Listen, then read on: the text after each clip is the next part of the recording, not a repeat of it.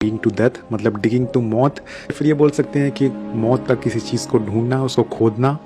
तो चलिए कहानी की शुरुआत करते हैं। मूवी की शुरुआत में हमें एक घर दिखाया जाता है जहाँ पे एक गाड़ी आके रुकती है और उसमें से डेविड नाम का आदमी निकलता है।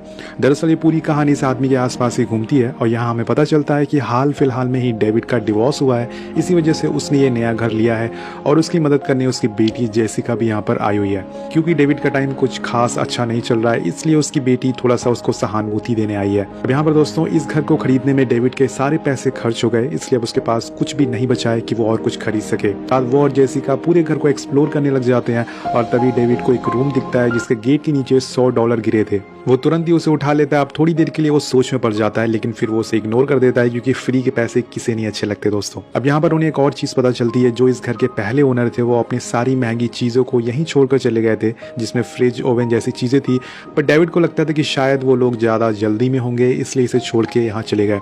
अब ऐसा क्यों है आपको थोड़ी देर में पता चल जाएगा, वो लोग सामान क्यों यहाँ पे छोड़ के गए हैं। अब दोस्तों घर को एक्सप्लोर करते करते रात हो जाती है और दोनों साथ में डिनर करते हैं। उनकी बातों से सुन के पता लगता है कि उन दोनों को पैसों की सख्त जरूरत है और डेविड बताता है कि उसका जल्दी प्रमोशन होने वाला है, जिससे उनके पैसों की कमी खत्म हो जाएगी। इसके बाद जेसिका अपने घर चली जाती है और डेविड आराम से जाके सो जाता है।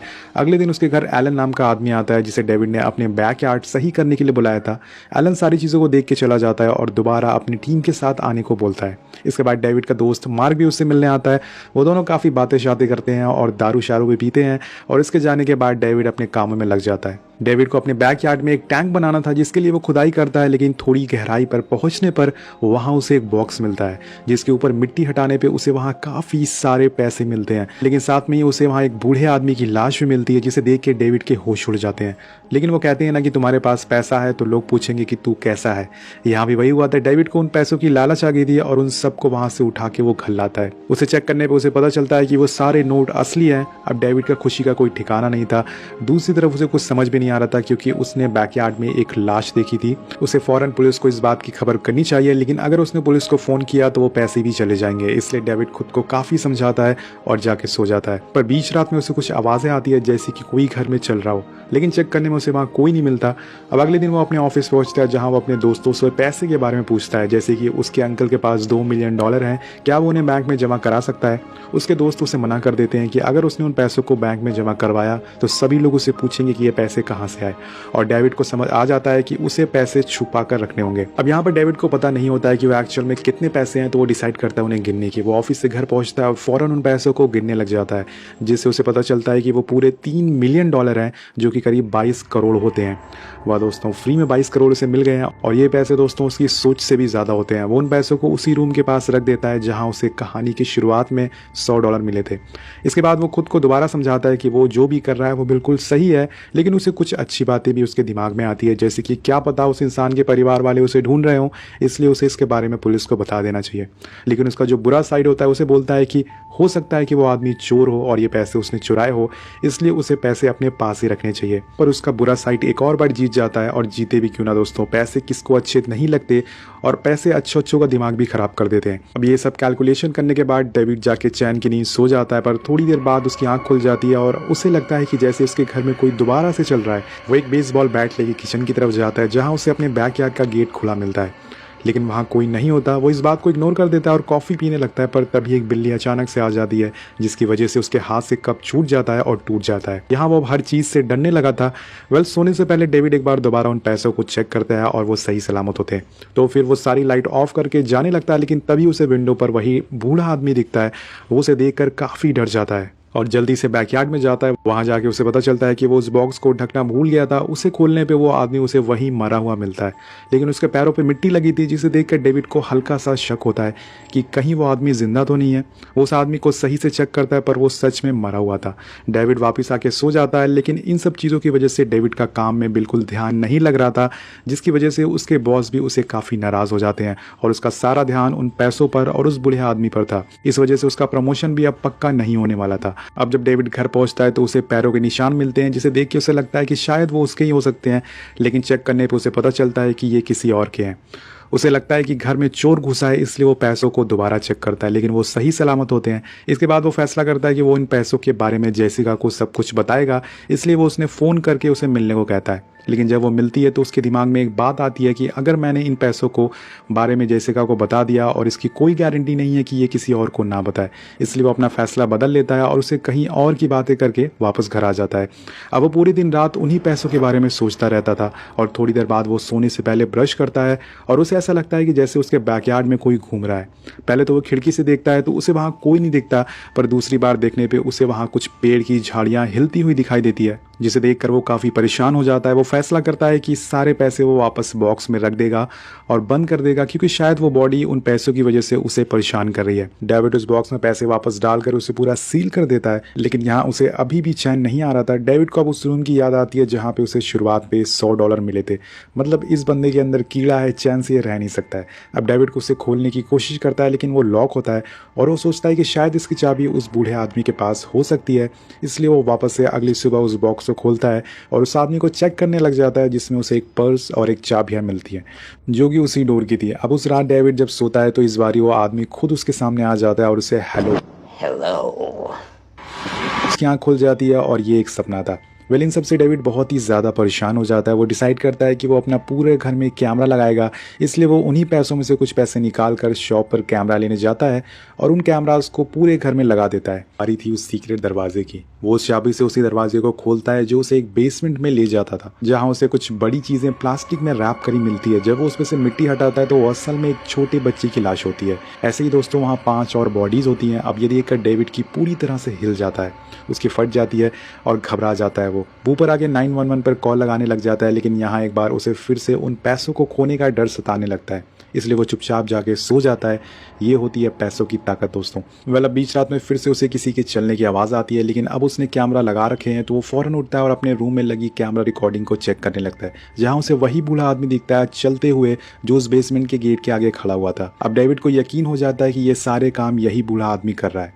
डेविड वहाँ से भागते हुए वहाँ पहुँचता है, लेकिन वो आदमी उसे वहाँ नहीं मिलता, इसलिए वो बैकयार्ड में जाता है, जहाँ जाते हुए उसके पैरों में वही टूटा हुआ कप चुभ जाता है। लेकिन वो फिर भी जैसे तैसे उस बूढ़े आदमी के बॉस तक पहुँचता है और उसे हटाने पे वो आदमी उसे वही तरीके से लेटा हुआ मिलता है जैसे सुबह था। अब डेविड उसका कॉलर पकड़ के उसे चीखते हुए कहता है कि मेरे साथ खेलना बंद करो वरना बहुत बुरा होने वाला है, मुझे पता है तुम जिंदा हो, और इसे खड़े होने को बोलता है। लेकिन वो आदमी कोई रिस्पॉन्स नहीं कर रहा था। डेविड अपने पूरे तरह से होश यहाँ पर खो बैठता है, इसलिए वो उसी जगह पर सो जाता है। अगली सुबह जब वो उठता है तो वो खुद को उसी बूढ़े आदमी के ऊपर लेटा हुआ पाता है। वो फ़ौरन घर आता है और रेडी होकर ऑफिस के लिए निकलता है, क्योंकि आज वो काफ़ी लेट हो चुका है। लेकिन जैसे ही वो गाड़ी में बैठता है वो डेड मैन उसे अपनी तरफ आते हुए दिखता है, और इस बारी वो उसे सुबह में भी दिख रहा था। मतलब ये सच में जिंदा है। वो गाड़ी से उतर के उसे रोकने लगता है, लेकिन वो डेविड को अपनी तरफ आते हुए देखकर वापस उसी बॉक्स में जाके लेट जाता है।